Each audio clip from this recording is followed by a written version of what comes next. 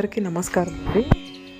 ఈరోజు మనము ముక్కనుమ రోజు చేసుకునే శ్రీ సావిత్రీదేవి నోము కానీ, శ్రీ సావిత్రీదేవి వ్రతం కానీ, లేకపోతే దాన్ని బొమ్మల నోము అని కూడా అంటారండి. ముక్కనుమ రోజు ఈ వ్రతాన్ని ఆచరిస్తారు కొన్ని సాంప్రదాయం ఉన్నవాళ్ళు. అసలు ఈ సావిత్రీదేవి వ్రతం ఎలా వచ్చింది, అసలు ఎవరు మొదలు పెట్టారు, ఎందుకు చేసుకోవాలి, చేసుకుంటే ఏం జరుగుతుంది అని ఈ వ్రత కథ గురించి తెలుసుకుందామండి ఈరోజు.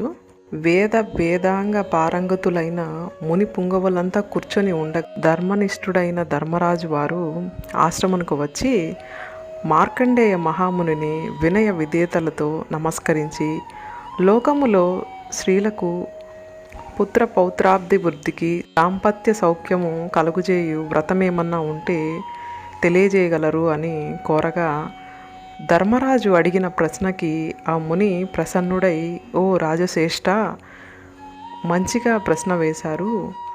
వ్రతాల్లోకెల్లా శ్రేష్టమైన వ్రతము కలది. దానిని చాలామంది ఆచరించి మంచి ఫలితాన్ని దక్కించుకున్నారు. దానినే సావిత్రి గౌరి వ్రతమని అంటారు. ఈ వ్రత సంబంధమగు ఒక చక్కటి ఇతిహాసము కలదు. అది చెప్పేదను వినుము అని అనగా, చాలా కాలము కిందట కృష్ణానది తీరములో మంగళగిరి యందు శ్రీ లక్ష్మీ నరసింహస్వామి నెలవున్న ఒక పట్టణం ఒకటి ఉన్నది. ధర్మవర్మయను ధర్మనిష్ఠుడైన రాజు ఆ రాజ్యాన్ని పరిపాలిస్తున్నాడు.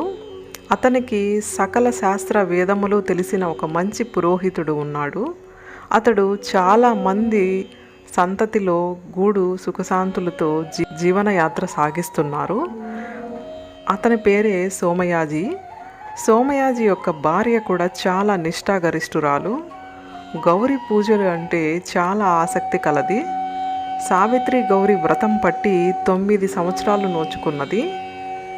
ఉద్యాపన చెయ్యగోరినదై నియమనిష్టలతో ఉన్నదని తెలుసుకున్న రాజుగారి భార్య ఈ వ్రత నియమాల్ని ఈ సోమయాజుల యొక్క భార్య ఎంతవరకు పాటిస్తుంది అని పరీక్షింపదలచి, గోబ్రాహ్మణాది హింసలు చేసేవారు పాపకూపమున జన్మిస్తారని తెలిసి కూడా ఆ సోమయాజుల యొక్క గురుపుత్రులను చంపి ఆ శిరస్సులను వ్రతోద్యాపన శ్రద్ధగా చేస్తున్న గురుపత్ని సోమదేవమ్మ ఇంటికి పంపించెను.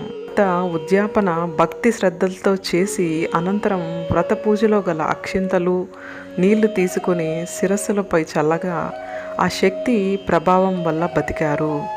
ఈ దృశ్యమంతా చూసిన వారు రాజుగారి భార్యకి జరిగిన విషయమంతా తెలపగా, వెంటనే పురోహితుని భార్యను పిలిపించి, నీ పుత్రులు ఎలా బతికారు, నీ వ్రత మహిమను పరీక్షించదలచి పుత్రులను చంపాను, కానీ వారు మరలా బతికారని వింటిని, అదెలా సాధ్యమైంది, మహిమను తెలపమని అడిగింది.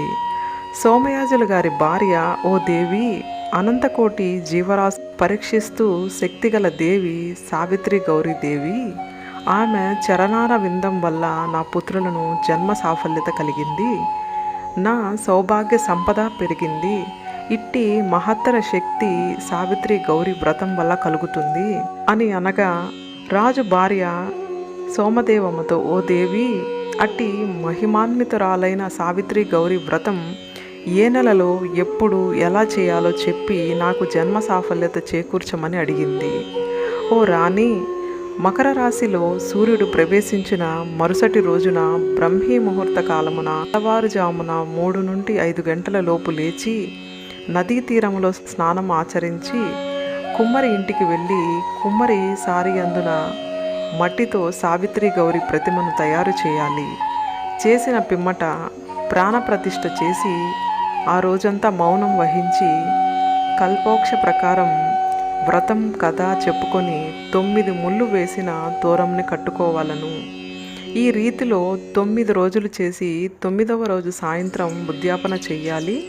ఈ విధంగా 9 సంవత్సరాల పాటు విధముగా వ్రతం చేసి వ్రతం పరిపూర్తికి ఉద్యాపన చేయాలి అని చెప్పగా, 9 చేటల జోడులను తెప్పించి వాటిలో ఒక్కొక్క జోడునందు 9 ఆకులు, 9 వక్కలు, 9 పసుపు కొమ్ములు, 9 రకాల పండ్లు మొదలగును ఉంచి ముత్తైదువులను పిలిపించి పసుపు కుంకుమ పెట్టి చేటల వాయనమిచ్చి వారికి ప్రదక్షిణ చేసి నమస్కారాలు చేసి వారి ఆశీర్వాదం తీసుకోవాలి. ఇట్లు పట్టిన నోము పూర్తి చేసే వారికి పుత్ర పౌత్ర సంపదలు కలుగునని చెప్పగా ఆ రాజుగారి భార్య ఈ వ్రతకాలము యొక్క రాక కోసం వేచి ఉండి ఆ కాలము వచ్చిన తర్వాత తన భర్త అనుమతి ప్రకారం సావిత్రి గౌరీ వ్రతం గావించి వ్రత ప్రభావం వలన పుత్ర పౌత్ర సంపదలు కలిగి అంతయ్యను గౌరీలోక ప్రాప్తి పొందినది. ఈ వ్రతం చేసిన వారు, విన్నవారు, వినిపించిన వారు శివ సామ్యోజ్యం పొందగలరని మార్కండేయుడు చెప్పగా ధర్మరాజు విని ఈ వ్రతం రాజ్యంలోని స్త్రీలందరూ చేయించాడు.